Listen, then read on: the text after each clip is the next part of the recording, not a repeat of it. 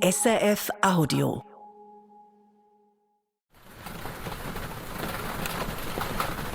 Ihr schaut raus und seht Regen oder zumindest noch nasse Straßen und Dächer. Ich schaue raus und sehe hydrophobe Böden. Tja, ich werfe jetzt hier ein bisschen mit Fachvokabular um mich, denn wir haben für diese Folge mit Fachleuten über den aktuellen Regen geredet und was der für Auswirkungen auf die Böden, den Wald und vor allem auf die Waldbrandgefahr hat. Denn um uns herum brennt's in vielen Ländern. In mehreren europäischen Ländern wüten weiterhin Waldbrände. Wildfires there have led to hundreds of people being evacuated from towns and villages across Germany and France. Ein besonders großer frisst sich gerade von Belgien aus durch das hohe Fenn. Nicht nur in Südeuropa brennen Wälder und Felder, mittlerweile auch nördlich von uns. In Deutschland und Belgien gibt es Brände auf riesengroßen Flächen. Warum blieb die Schweiz aber bisher größtenteils verschont? Und was kann der aktuelle Regen eben effektiv bewirken? Das sagen wir euch jetzt bei News Plus. Ich bin Susanne Stöckel. Heute sind wir.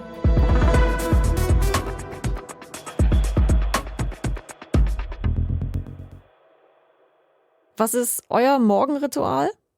Meins ist Bad, Kaffee, Radio. In genau dieser Reihenfolge. Und da im Radio klang es heute Morgen um 6 Uhr so. Kurz vor dieser Sendung, Simon Richle, hat es richtig geschüttet hier draußen. Das sind wir uns gar nicht mehr gewohnt. Ja, tatsächlich nicht. Das Wetter heute ist wirklich gefühlt eine Ausnahme.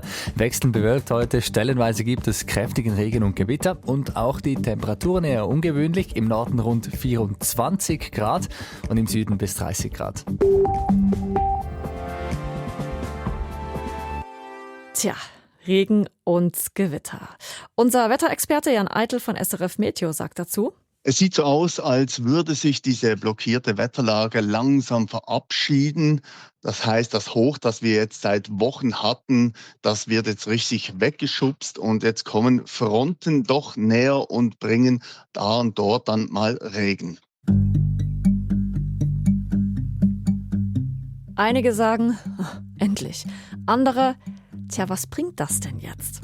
Und da sind wir eben bei diesen hydrophoben Böden. Das Problem ist natürlich, dass die Böden so trocken sind und das nennen wir auch in der Fachsprache hydrophob, also wasserabweisend. Und wenn da viel Regen vom Himmel kommt, dann wird das oberflächlich abperlen und abfließen und wird nicht richtig schön aufgesaugt von den Böden. Das ist halt ein Problem. Und Jan wird noch deutlicher. Also vorerst ist es einfach ein Tropfen auf den heißen Stein, auch wenn es mal kurzkräftig regnet. Aber wenn man sich die Wetterlage allgemein ansieht, wie sie sich entwickelt in den nächsten Tagen, Ende Woche, dann hat man schon das Gefühl, dass es immer wieder mal auch ein bisschen Regen gibt. Nicht nur Ende Woche, sondern auch nächste Woche. Die Langfristmodelle zeigen da doch tendenziell eher zu feucht. Und das ist natürlich sehr gut für die Böden, was nicht bedeutet, dass die Trockenheit zu Ende ist. Für das bräuchte es natürlich wirklich sehr langen und anhaltenden Regen. Also keine wirkliche Entwarnung. Es müsste über längere Zeit regnen. Das, was da aktuell vom Himmel kommt, reicht nicht.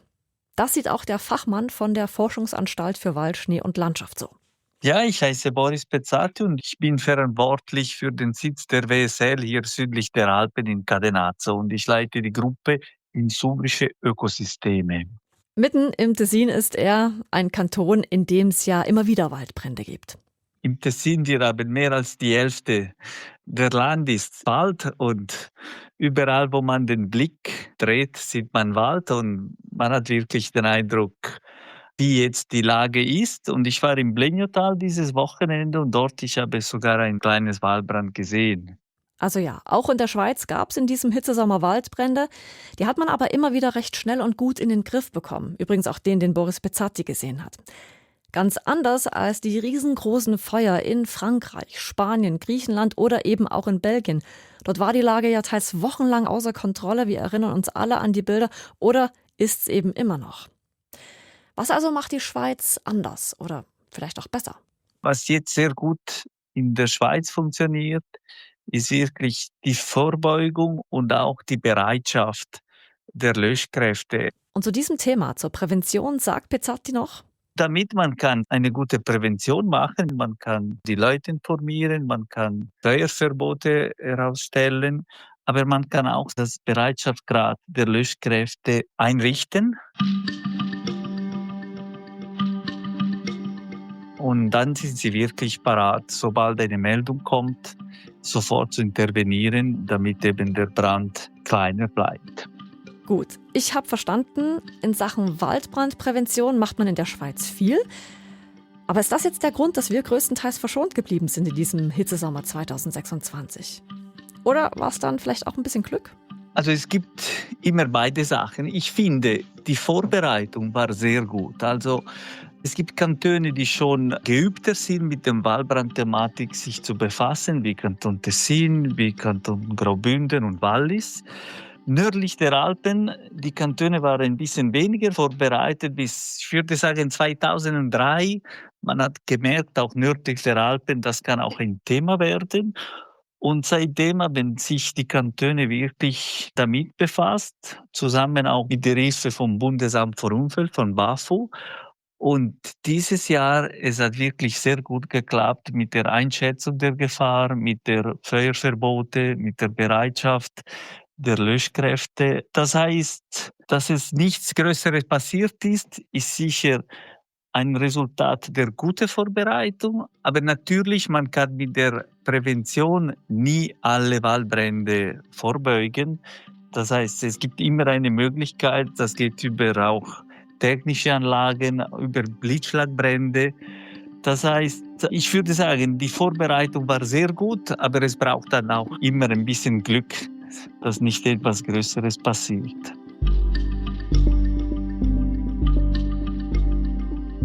Also, gute Prävention, Glück und im Vergleich zum Ausland spielt uns noch unsere Topografie in die Hände.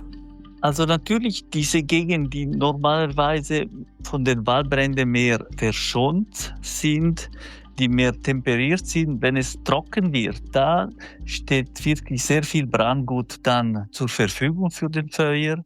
Und das ist, was wir auch jetzt auch mehr in Nordeuropa sehen. In der Schweiz besteht auch diese Gefahr, weil wir haben auch durchgehende Waldflächen, besonders auch auf steile Hänge. Und das heißt, dort muss man wirklich eine sehr gute Prävention, weil einmal, dass ein Brand entsteht im Talboden, der sich über eine Bergflanke entwickelt, das ist sehr schwierig, das zu kontrollieren. Und wenn es dann in der Krone geht, das ist, würde ich sagen, fast unmöglich. Aber diese steile Topografie bietet dann auch zwei Vorteile. Eines, dass die meisten Brände weg von den Siedlungen gehen. Das heißt, auch Schaden zu Infrastrukturen oder Dörfer sind nicht so üblich in der Schweiz. Und die zweite ist, dass wenn man oben an der Bergkante kommt, dann, es gibt auch so die Alpweiden und normalerweise dort kann der Brand auch kontrolliert werden. Und man könnte jetzt sagen, wir hatten keine nennenswerten Brände, das Ausland schon. Da können die vielleicht ja noch was von uns lernen. Pustekuchen, wir können von ihnen lernen, sagt Pizzotti. Wir lernen auch sehr viel von diesen Ländern. Also, wenn wir auch das Beispiel vom Kanton Tessin nehmen, sie sind schon ein Kanton, das innerhalb der Schweiz sehr viel Erfahrung hat, aber die bilden sich immer ständig aus, auch mit den Kollegen und den Experten aus dem Mittelmeergebiet.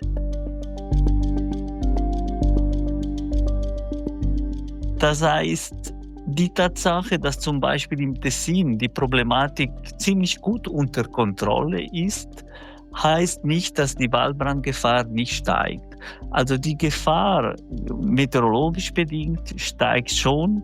Und das heißt auch, die Leute, die Förster, die Löschkräfte müssen immer am nächsten Stand sein und sich verbessern, damit dieses Phänomen unter Kontrolle bleibt.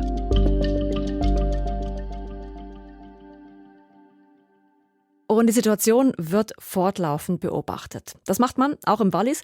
Dort wütete vor 3 Jahren ja der riesige Brand in der Gemeinde Bitsch. Damals stand auch Feuerwehrkommandant Sven Bregi im Einsatz. Heute sagt er: Die Frage ist nicht, ob ein nächster Waldbrand kommt. Die Frage ist wirklich, wenn der nächste Waldbrand kommt. Wir haben Leid gehabt, wir haben Fisch gehabt, wir haben Liederohren gehabt. Immer so grob im 10-Jahres-Rhythmus. Also ich glaube nicht, dass es nur mal 10 Jahre geht, bis wirklich so ein grosser Waldbrand bei uns in der Region stattfindet. Und entsprechend, dass man sich auf das dort vorbereiten. Ja. Also, Vorbereitung, Prävention ist das A und O. Und dazu gehört vor allem, dass sich die Leute richtig verhalten. Denn der Mensch ist der Hauptverursacher von Waldbränden.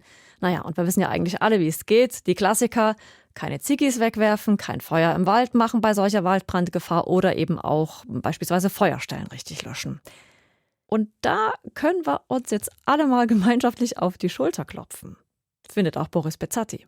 Jetzt gab es eben diesen Hitzesommer keine bedeutenden Waldbrände. In der Schweiz, wir blieben da größtenteils verschont.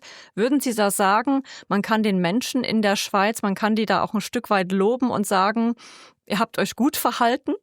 Ich glaube schon.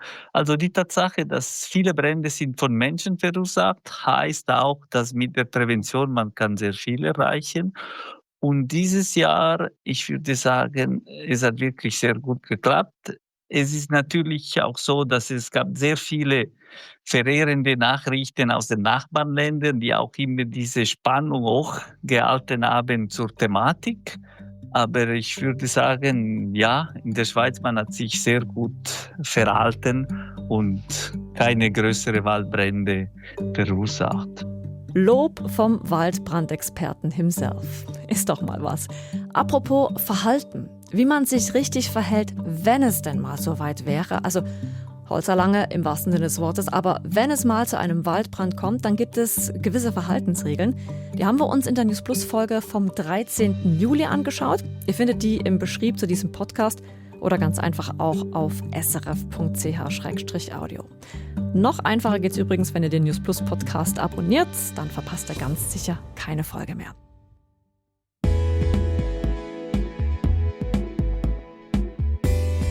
Und wenn jetzt dann in eurem Freundes- oder Familienkreis alle über den Regen reden und dass er endlich da ist und dass sie aufatmen, dann könnt ihr ja mal eben darauf hinweisen, dass das Problem aber eben ist, dass die Böden halt immer noch hydrophob sind. Grüße an dieser Stelle von News Plus. Heute am Start für die Folge waren Tobias Bühlmann, Lea Sager und ich, Susanne Stöckel. Bis zum nächsten Mal.